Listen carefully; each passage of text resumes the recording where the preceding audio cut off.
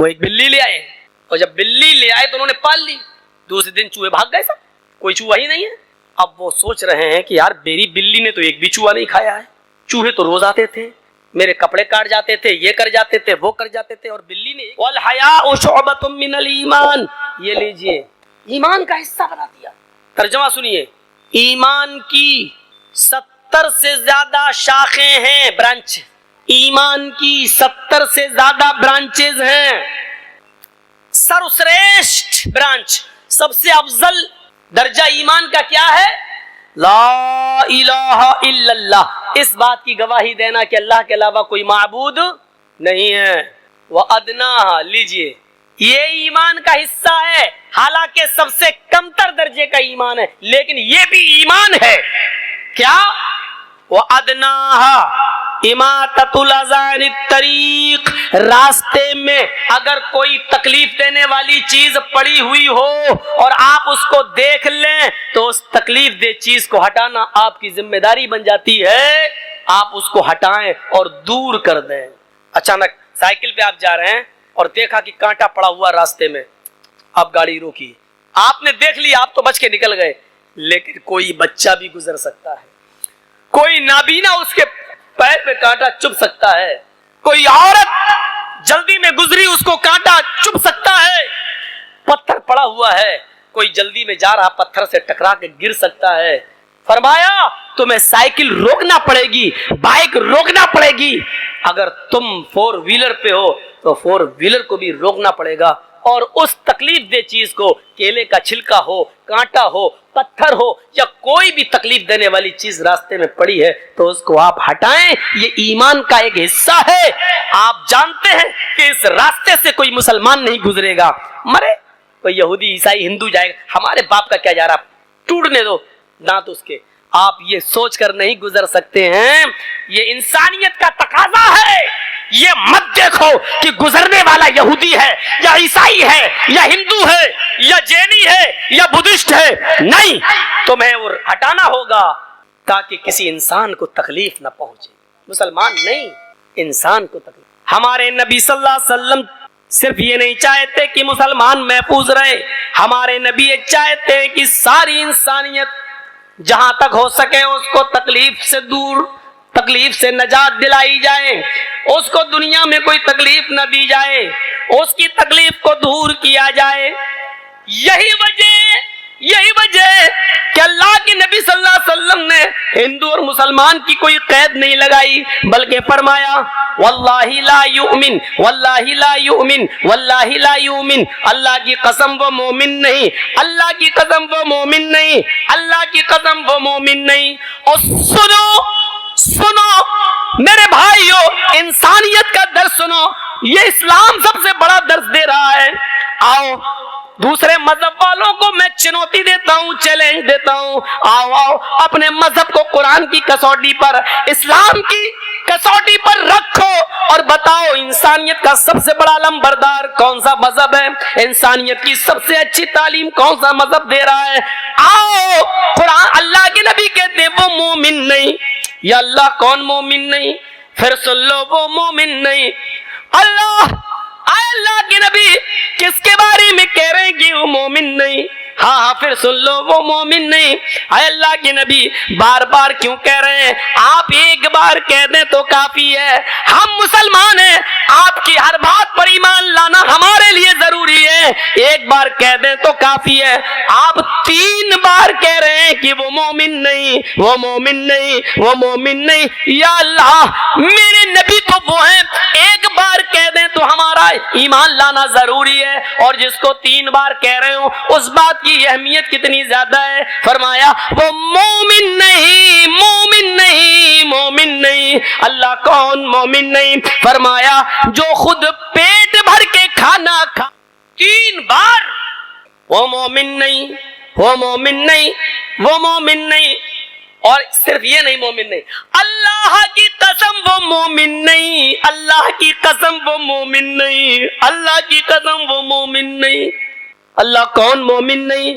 فرمایا وہ مومن نہیں جو خود پیٹ بھر کے کھانا کھا لے اور جس کا پڑوسی بھوکا سو جائے.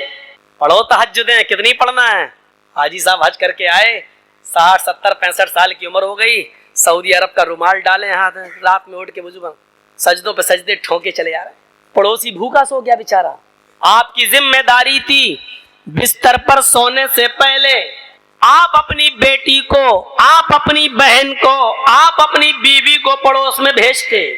باتیں باتوں میں آپ کی بیوی بہن بیٹی, پڑوسی کی بہن بیٹی بیوی یا چھوٹے چھوٹے بچوں سے پوچھ لیتی, بیٹے تمہارے گھر میں کیا بنا ہے.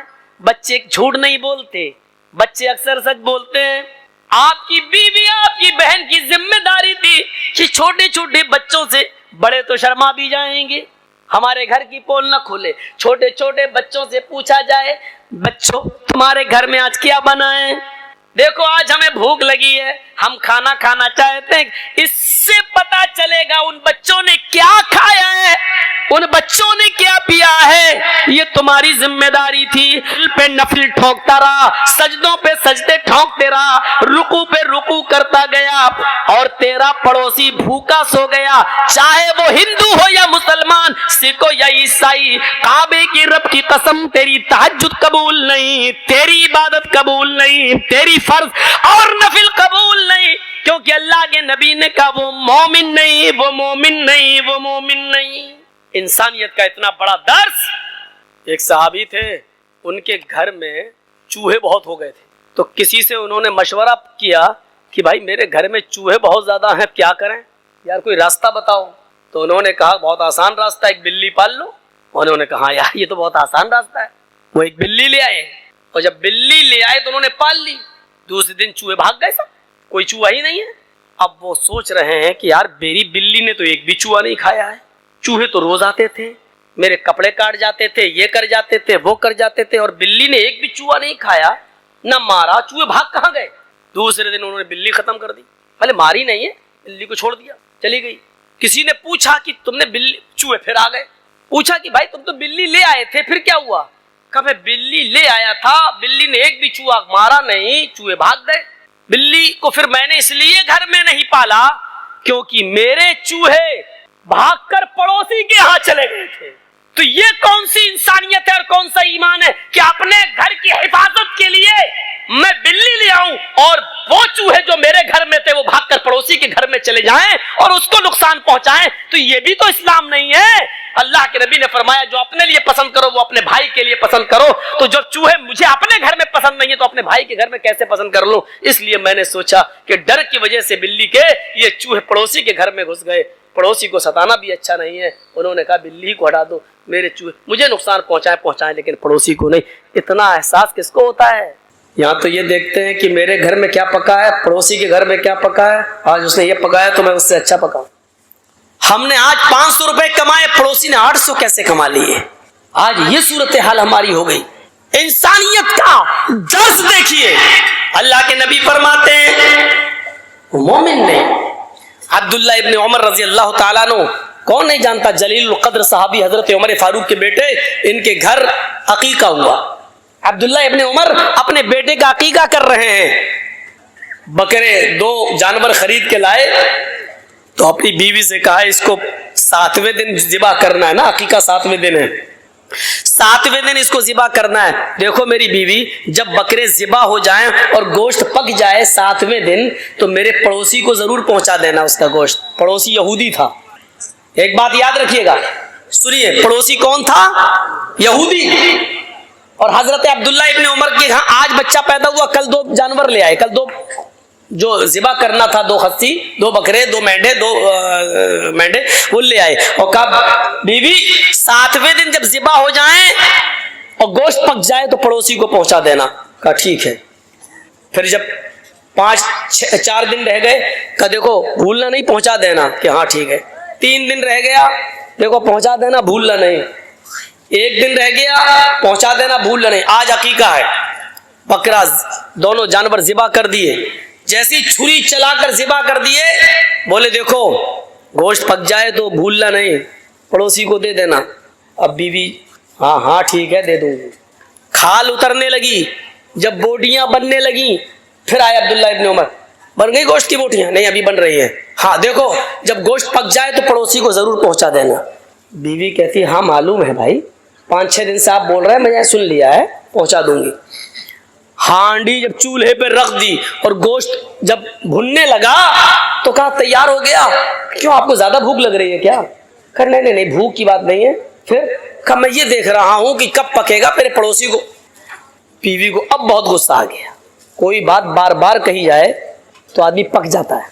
ایک مجھے یاد ہے, یہ کوئی آدمی مجھے ایئرپورٹ پہ سے لینے گئے اور لے کے آئے, مولانا صاحب ہمارے یہاں کے حالات بہت خراب ہیں, ذرا سنبھل کے بولنا, ایسا مت بولنا. میں نے کہا ٹھیک ہے بھائی یاد رکھوں گا. جب تک گاڑی چلتی رہی وہ یہی سمجھاتے رہے ہم کو. میں نے کہا ٹھیک ہے. اصل میں وہی ذمہ دار تھے اور تھانے میں ان سے لکھوا لیا گیا تھا کہ اگر کچھ ہوا تو سب سے پہلے میں تمہیں پکڑوں گا. تو ان کو تو ڈر اس لیے لگا ہوا تھا.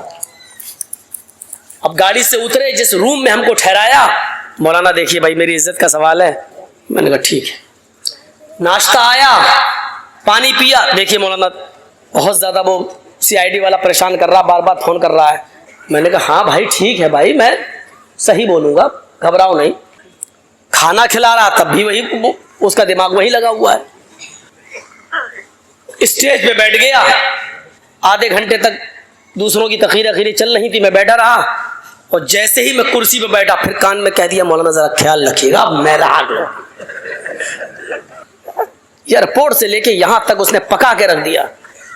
میں نے شروعات ہی وہیں سے کر دی اور پوری 2 گھنٹے تک میں نے پھر تو تقریر کی, جس سے منع کیا وہی سب سے زیادہ بولا. اور پیچھے مڑ کے دیکھا تو سب غائب ہے ہی نہیں, بھاگے. اور بعد میں جب جلسہ ولسہ ختم ہوا تو گاؤں والوں میں فون نمبر ہوتے ہی ہیں, کسی سے میں نے پوچھا فون کر کے, پتا چلا 3 دن کے بعد وہ گاؤں میں آیا. وہ آدمی 3 دن کے بعد آیا, گاؤں چھوڑ کے بھاگ گیا تھا. کہتا کہ اس مولوی کو جتنا منع کرو گے اتنا ہی کرے گا. ہم نے کہا یہ آدم علیہ السلام کی فطرت ہے, میرے اندر بھی ہے. اللہ تعالیٰ نے کتنی بار کہا دیکھو جنت میں خوب کھاؤ, جتنا کھا سکتے ہو کھاؤ, ٹہلو گھومو آدم سے, لیکن اس پیڑ کے پاس مت جانا, اس درخت کے قریب مت جانا. اور جس سے منع کیا گیا وہ وہیں چلے گئے. تو یہ تو آدم کی فطرت میں شامل ہے, ہم بھی تو انسان ہیں. ارے ایک بار کہہ دیا, 2 بار کہہ دیا, تم کسی کو پکاؤ گے؟ اب ایسا لگتا ہے کہ پھر بعد میں غصہ آ گیا. پھر مجھے ایسا لگا جیسے میں تمہارا نوکر بن کے آیا ہوں. ٹھیک ہے, جلسہ کمیٹی کو حق ہے کہنے کا, کیونکہ علاقے کا ماحول وہ جانتے ہیں, بالکل حق ہے ان کو کہنے کا. لیکن ایک بار عقل مند عالم وہ ہے جو ایک بار کہہ دیا جائے وہ سمجھ جائے اور اس کو اپنے حساب سے پھر بولنا ہے. لیکن ایئرپورٹ سے لے کر گھر تک, کھانا کھلانے تک, ناشتے تک, پانی چائے لاؤ تب بھی, یہاں تک کہ جب بولنے جا رہا تب بھی کان میں مولانا صاحب بہت حساس علاقہ ہے, بہت خطرناک ماحول ہے, ذرا صحیح سے بولیے گا, بڑی مشکل سے پرمیشن ملی. شکر ہو یار, دماغ پکا کے رکھ دیا. پھر ہم وہیں سے بولنا شروع کر دیا. تو بیوی کو بار بار کہا, جانور لائے تو کہا, 6 دن پہلے کہا, 5 دن پہلے کہا, 4 دن, 3 دن, 2 دن, 1 دن, ذبح ہو گیا اس دن بھی, بوٹیاں بن رہی اس دن بھی. جب چولہے پہ پکنے لگا تو کہا زیادہ بھوک لگ رہی ہے آپ کو؟ کہا مجھے نہیں پک رہی ہے, ہمیں پڑوسی کی فکر ہے. ارے میں نے سن لیا, بار بار پڑوسی پڑوسی. ارے مجھے معلوم ہے, پکنے تو دو, ایسی دے دوں کچا کیا؟ ارے میری بیوی مجھ پر کیوں برس رہی ہو؟ کہا برسوں کی نہیں, 7 دن سے وہی پکائے چلے جا رہے, پڑوسی پڑوسی پڑوسی پڑوسی. تو جانتے ہو عبداللہ ابن عمر نے کیا جواب دیا؟ میری بیوی تو میرا غصہ ہونا بجا ہے, جو آدمی بار بار کچھ بولے گا تو میں غصہ آئے گا, لیکن میں بار بار اس لیے بول رہا ہوں. اب سنو, ایک مسجد میں جمعے کا دن تھا, میں جمعے کا خطبہ نماز پڑھنے کے لیے مسجد میں گیا. اللہ کے نبی ممبر کے اوپر کھڑے ہوئے, آپ نے جمعے کے دن جو خطبہ دیا ممبر کے اوپر کھڑے ہو کر وہ پڑوسیوں کے بارے میں دیا. پڑوسیوں کی اتنی اہمیت, اتنا مقام, اتنا مرتبہ بتایا کہ میں یہ سوچنے لگا رہ کیا گیا ہے, اب کون سی چیز باقی رہ گئی ہے جو چھوڑ دیا اللہ کے نبی نے. سب تو بتا دیا, یہ پڑوسی کا, یہ پڑوسی کا حق. اب ڈر لگنے لگا, اللہ کے نبی صلی اللہ علیہ وسلم سب کچھ تو بتا چکے, اب کہیں یہ نہ کہہ دیں کہ تم جس گھر میں رہتے ہو, جس کمرے میں رہتے ہو, جس باغ میں رہتے ہو, یا جس زمین کے مالک ہو, اس میں اتنا حصہ تمہارے پڑوسی کا بھی ہے, اتنا حق تمہارے پڑوسی کا ہے. کہیں اللہ کے نبی صلی اللہ علیہ وسلم میری زمین و جائیداد و گھر و مکان بنایا نہیں لیکن ڈر لگنے لگا کہ کہیں اللہ کے، اب آخری چیز یہی تو رہ گئی ہے، اب کہیں ایسا نہ ہو کہ اللہ کے نبی یہ کہہ دیں، یہ نہ کہہ دیں کہ پڑوسی کا اتنا حق ہے، میری بیوی اس لیے میں بار بار کہہ رہا ہوں کہ پڑوسی کو پہنچاؤ۔ یہ ہے انسانیت کا سب سے بڑا علمبردار مذہب۔ میرے پیارے ساتھیوں ذرا غور کرو، انسانیت سب سے زیادہ اگر ملے گی تو اسلام کے اندر ملے گی۔ ہندو، مسلمان، یہودی اور عیسائی کی کوئی قید نہیں لگائی گئی ہے، کوئی قید نہیں۔ آئیے ایک اور چیز بتائیں تمہیں، اچھی لگے گی۔ آپ مجھ سے قرض، میں نے آپ سے قرض لیا ہو، بھیا کہاں جا رہے ہو؟ زیادہ اٹھا بیٹھا مت کرو سامنے سے، ٹھیک ہے ادھر سے نکل جائیں، ایک تو ویسے ہم ان کیمرے والوں سے پریشان ہیں۔ تو مولانا جرجی صاحب نے آپ سے قرض لیا ہے 20,000 روپے، 50,000 روپے، اور کہا ایک ہفتے میں ہم آپ کو دے دیں گے، اور آپ نے ایک ہفتے کے لیے ہمیں دے بھی دیا، اور آپ 5 ہی دن میں ہم سے مانگنے لگے ہیں، تو ہم یہی تو کہیں گے کہ صاحب ابھی تو ایک ہفتے کا میں نے وعدہ کیا، ابھی تو 5 ہی دن ہوئے ہیں بھائی، ابھی وقت پورا نہیں ہوا ہے، 2 دن اور رک جاؤ۔ جب ہم پورے ہفتے میں آپ کو نہ دیں تب آپ ہم سے شکایت کر سکتے ہیں۔ یہی صورتحال اللہ کے نبی کے ساتھ ہوئی۔ ایک یہودی سے اللہ کے رسول نے قرض لیا، ایک ہفتے کا وعدہ کر، 5واں دن ہوا اس نے قرض مانگنا شروع کر دیا، اے اللہ کے رسول میرا قرض مجھے دے دیجیے جو ہم نے آپ کو دیا تھا۔ تو اللہ کے رسول نے فرمایا ابھی تو نہیں ہے میرے پاس۔ دیکھیے گا مالک اللہ کے رسول، اس بستی کے مالک اللہ کے نبی اشارہ کر دے تو یہودی پٹ جائے۔ اللہ کے نبی نے کہا کہ میرا قرض دو۔ اللہ کے نبی نے فرمایا اچانک تم قرض مانگنے لگے ہو، ابھی تو 5 ہی دن ہوئے ہیں، میں نے تو 1 ہفتے کا وعدہ کیا تھا۔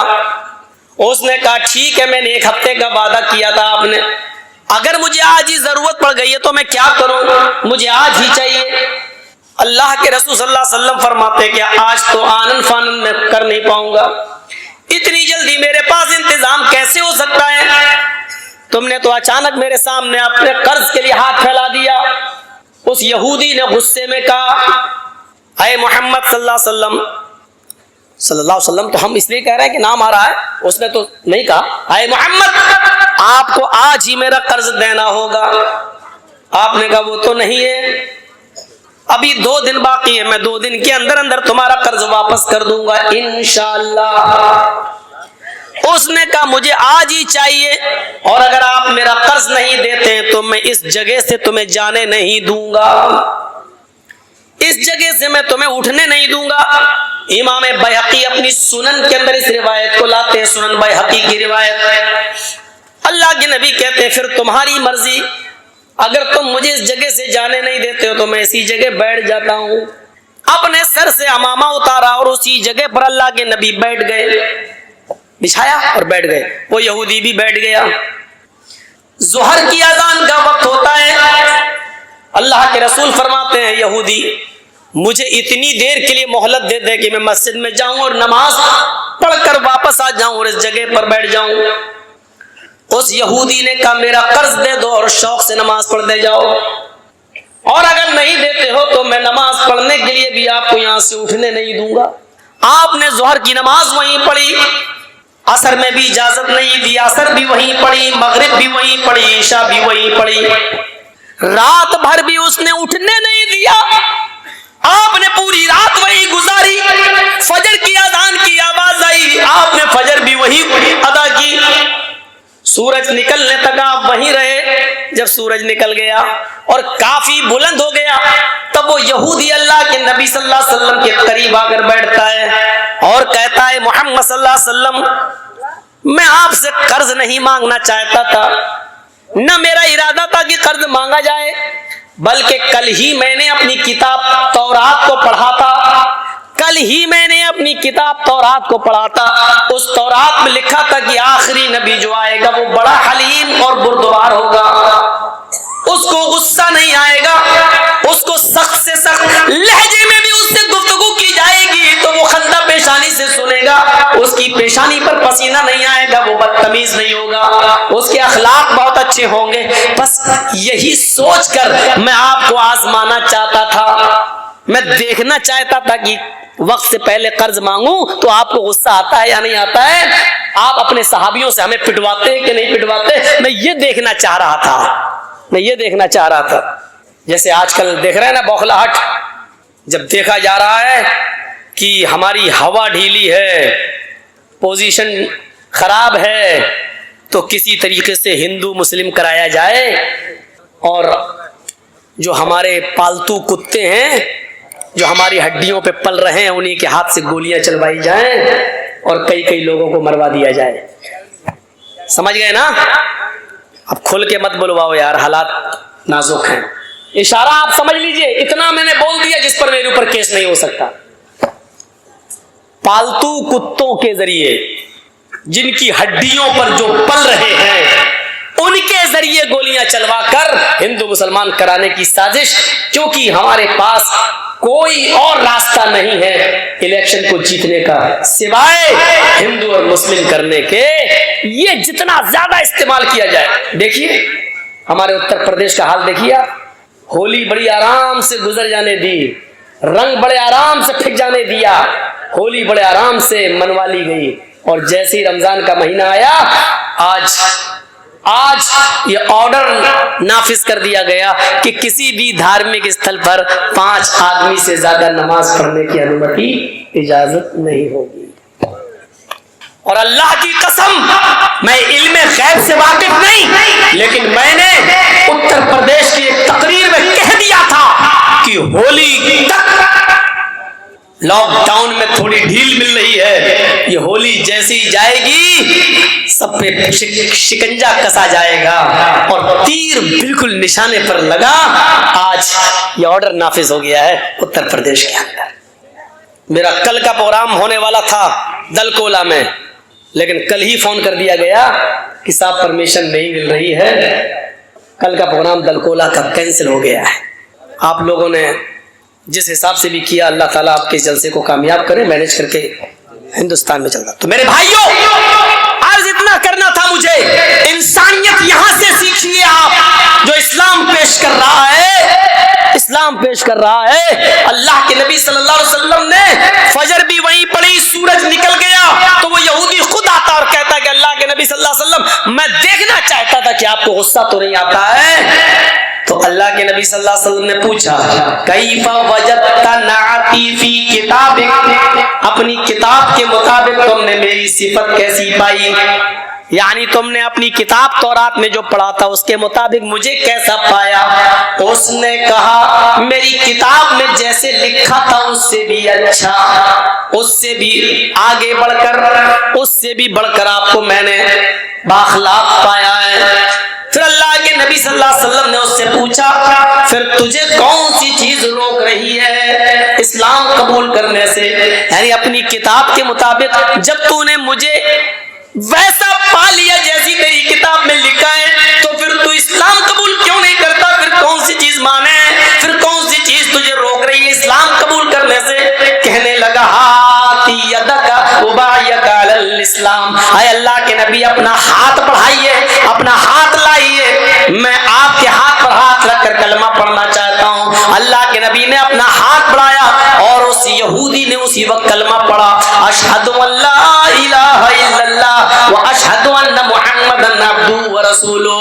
اس زمین کے مالک ہم, اس شہر کی پوری باغڈور میرے ہاتھ میں, میرا ایک ایک صحابی میرے ایک اشارے پر قتل کرنے کے لیے تیار, لیکن ایک معمولی یہودی کہہ رہا بیٹھ جاؤ, جب تک میرا قرض نہیں دو گے میں اٹھنے نہیں دوں گا. اللہ کے رسول بیٹھ جاتے ہیں. اس یہودی کا حق ہے, وہ قرضہ لے سکتا ہے, سختی سے مانگ سکتا ہے کیونکہ اس نے مجھے قرضہ دیا ہے.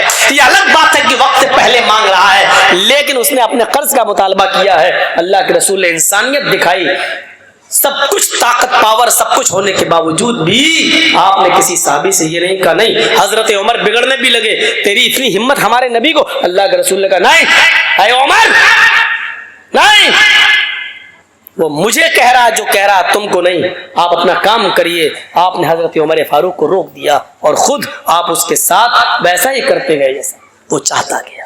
اس سے بڑی انسانیت, اس سے بڑا انسانیت کا درس, اس سے بڑا انسانیت کا پاٹ, اس سے بڑا انسانیت کا سبق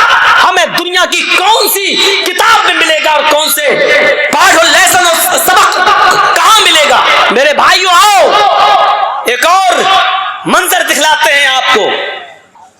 اللہ کے رسول صلی اللہ علیہ وسلم کو قتل کرنے کے ارادے سے بھیس بدل کر, شکل بدل کر, بھیس بدل کر یمامہ کا گورنر سمامہ ابن اسال مدینے کے اندر گھستا ہے. تلوار میں زہر بجھا ہوا ہے, اس کی تلوار میں زہر لگا ہوا ہے. وہ محمد رسول اللہ کے قتل کے ارادے سے آیا ہے کہ جہاں محمد دکھائی دیں گے ہم ان کو قتل کر دیں گے. جاسوس کی سزا کیا اسلام میں؟ قتل کر دو.